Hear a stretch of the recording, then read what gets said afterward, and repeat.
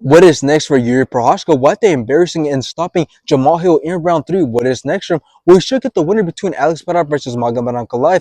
Now let's say Alex Pereira beats Magomed Ankalaev and goes on to fight Jiri Prochazka for a third time. Well, I got Alex Pereira beating Jiri Prochazka once again because in the first two fights, Alex Pereira showed that his skill, speed, and power is just way too much for Jiri Prochazka. The only way Jiri Prochazka wins this fight is if he puts a ton of pressure on Alex Pereira, catches Alex Pereira, and knocks him out, which is not possible as we have seen in the first two fights. Now let's say Magomed Ankalaev beats Alex Pereira somehow and goes on to fight Jiri Prochazka. What got Jiri Prochazka winning this fight? Now yes, both are great strikers, have a lot of experience, and yes, Jiri has a glass jaw, but Jiri has way more speed, power, and his resume is also way better. Alexander Rakic is the best fighter Magomed Ankalaev has beaten. The only way Magomed Ankalaev wins this fight is if he outlands Jiri Prochazka and wins by decision, which won't happen because Magomed Ankalaev won't be able to handle Jiri's power for 5 rounds straight. Now, another move for Jiri could actually be him going to the middleweight division, since him and his team have actually talked about going to middleweight. And Jiri Prochazka actually said on Joe Rogan's podcast very recently that he told himself that he could go to the middleweight division, but first he has to show consistency in the light heavyweight division, and he needs to get the title, because with the light heavyweight title, he could then fight for the middleweight title.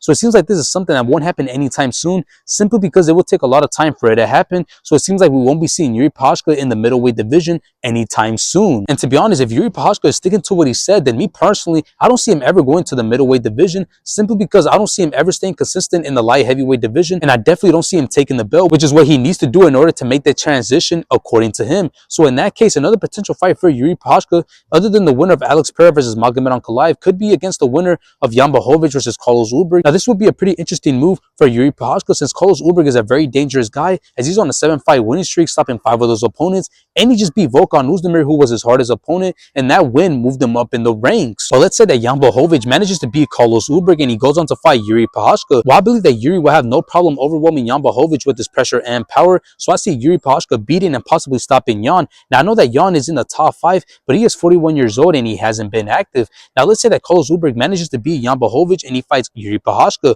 Well, I know that Carlos Ulberg is very quick and he has power, but that fight against Volkan Oezdemir really showed that Carlos Ulberg still got some work to do before fighting against the top dogs like Jiri Prochazka. So in that case, I see Jiri Prochazka beating Carlos Ulberg if that fight does end up being next for him.